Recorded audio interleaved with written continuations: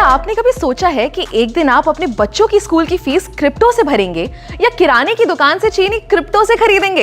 Well, let me tell you, ये सब possible है। नमस्कार। क्या आप भी हर जगह bitcoin, crypto currency, digital wallet जैसे शब्द सुन सुन के थक चुके हैं मगर समझ नहीं पाए कि आखिर ये है क्या? डोंट वरी, मैं पलक यादव आपको बताऊंगी कि आखिर ये क्रिप्टो क्या है। जी के डिजिटल शो में हम बात करेंगे आज डिजिटल मनी की।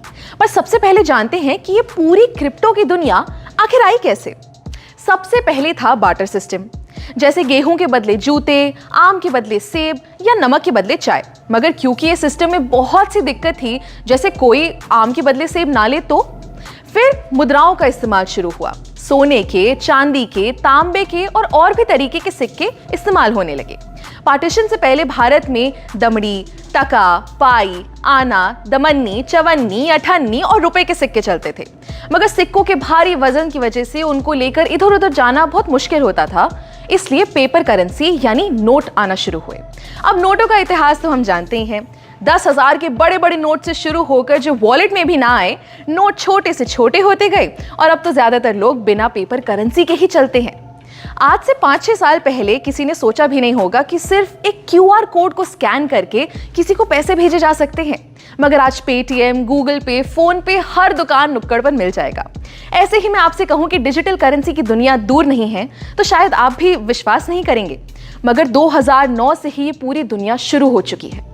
शुरुआत में लोगों को इसके बारे में उतना पता नहीं था, मगर पिछले कुछ सालों में ये बहुत पॉपुलर हो गया है और आगे ये सिर्फ बढ़ेगा ही। मगर ये डिजिटल करेंसी या क्रिप्टो करेंसी होती क्या है? डिजिटल करेंसी एक वर्चुअल करेंसी है, यानी जिसे आप इन नोटों की तरह अपनी जेब में नहीं रख सकते। ये हमारे ऑनलाइन वॉलेट में रखी जाती है, यानी बिना किसी झंझट के आप इसे कहीं से भी एक्सेस कर सकते हैं।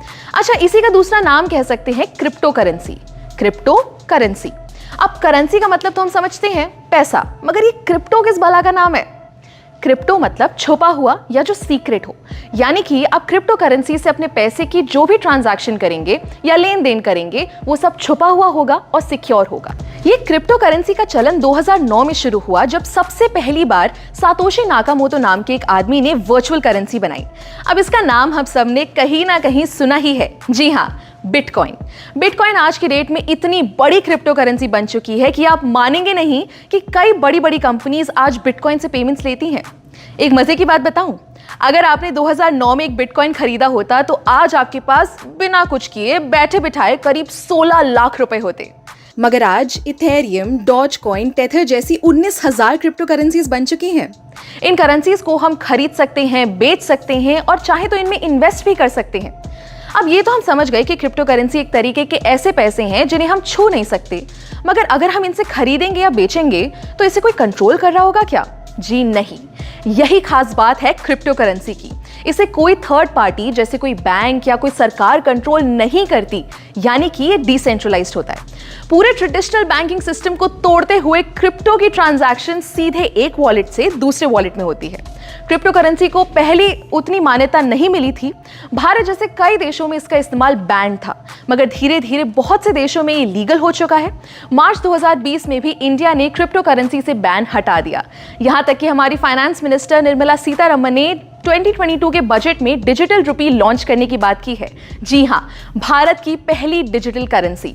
आरबीआई द्वारा लॉन्च की गई ये करेंसी रुपये के बराबर होगी और इसे फिजिकल करेंसी से एक्सचेंज किया जा सकेगा। है ना कमाल की बात? दोस्तों, क्रिप्टो की ये दुनिया जितनी बड़ी है उतनी ही इंटरेस्टिंग भी है, तो इनके बारे में हम जितना जाने उतना कम रहेगा। अगली वीडियो में हम आपको बताएंगे क्रिप्टो से जुड़े एक बहुत अहम चीज के बारे में जिसका नाम है ब्लॉकचेन। तब तक के लिए स्टे ट्यून्ड और देखते रहिए जी न्यूज़ डिजिटल।